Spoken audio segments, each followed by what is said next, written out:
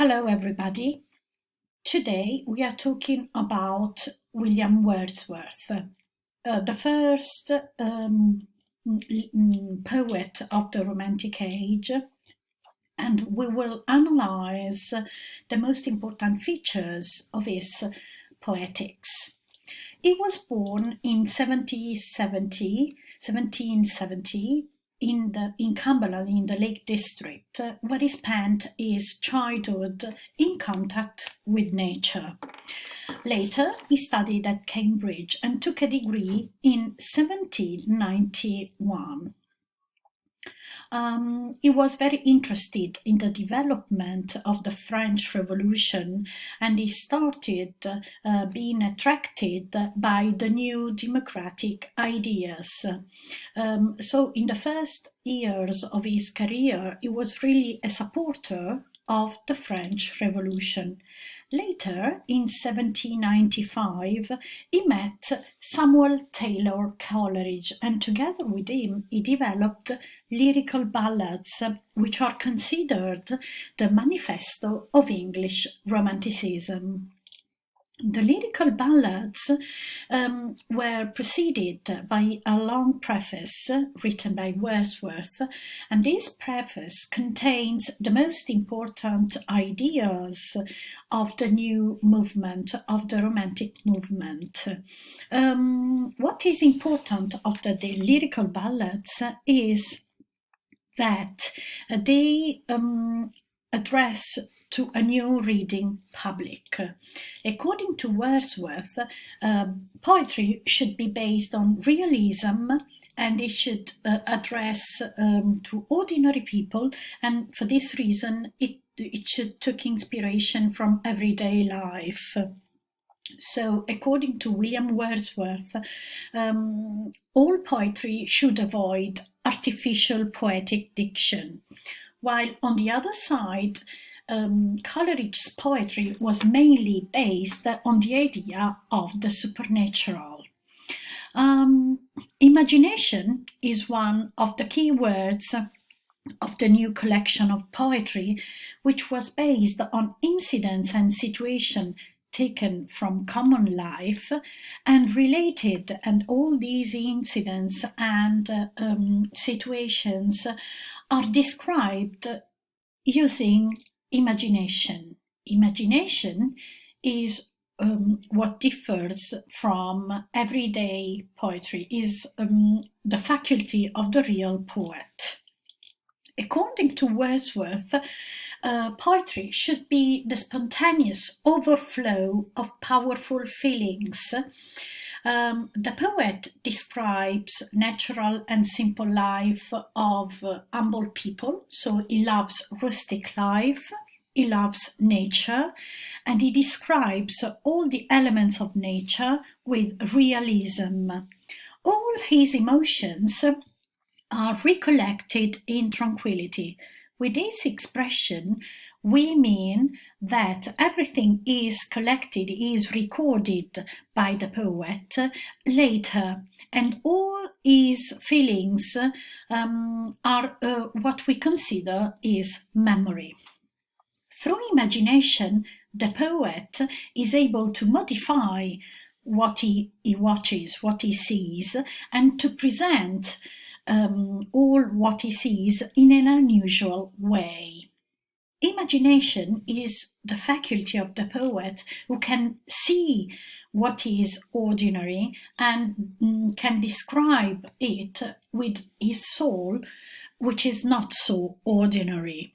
So this means that the new poetry, and is above all Wordsworth poetry, is based mainly on irrationality, that is, on soul, while during the previous period, that is the Augustan Age, literature in general was based on rationality and so on the mind. As for the language, according to Wordsworth, poems should be written in a very simple and everyday language, purified of any trivial expression. This because his poems should be appreciated by a wide public and not only by intellectuals or just an elite. In this sense, the poet was a prophet, and his role was to communicate many people as possible, to as many people as possible, the new kind of reality and poetry which he wanted to celebrate. As for the themes of Wordsworth poetry, the first important theme is childhood. Childhood, translation fanciullezza, is a very pure state of mind, of being. Only during this period a man is capable of establishing a perfect relationship in communion with nature. This idea is taken from the French philosopher Jean-Jacques Rousseau, and this means that when the poet celebrates nature, he doesn't do it the moment he watches it through senses, because poems are the result of a later recollection, of a later meditation of the poet, and in this sense his emotions are recollected in tranquility. The second theme is nature. Nature is a living presence, and it speaks to all people, and creates an intimate relationship with man. Nature is a comforter, a teacher, because it teaches virtue and wisdom. So what is the mission of the poet?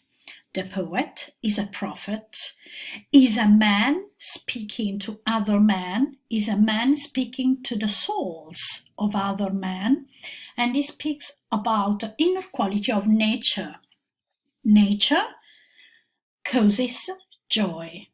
Okay, so we can say that Wordsworth is one of the most important poets who celebrates nature. And as you can see in this image, daffodils are the famous flowers celebrated in his poetry. Daffodils is a very famous poem called, also known with the title I Wandered on Lonely as a Cloud. And in this poem, the poet remembers his experience by the Lake District when he used to have walks with his sister, and he used to watch daffodils. Now he's not by the river anymore. He is sitting on his sofa, and through the faculty of imaginations recollected in tranquility, he is able to recollect all these past emotions.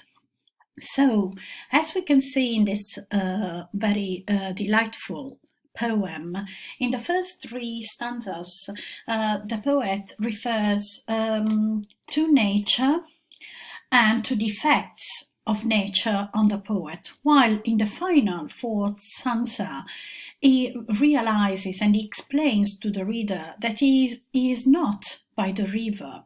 He's sitting on his sofa, and he is plunged in the bliss of his solitude.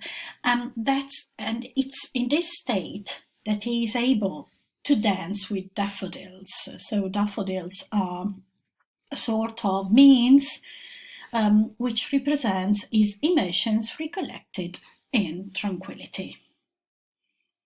This is the end of my registration. Thank you very much.